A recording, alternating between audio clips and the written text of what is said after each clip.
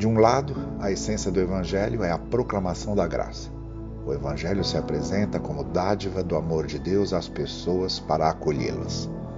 De outro, a essência do Evangelho é a missão de ser instrumento da graça de Deus para abençoar os outros. Esta é a parte ética do Evangelho, é a sua dimensão de conduta e postura.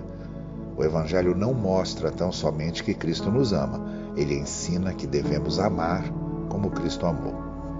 A essência do Evangelho não se reduz a cantarmos o amor de Deus por nós, mas levar-nos a assumir uma vida virtuosa de amor e misericórdia diante daqueles que estão ao nosso redor.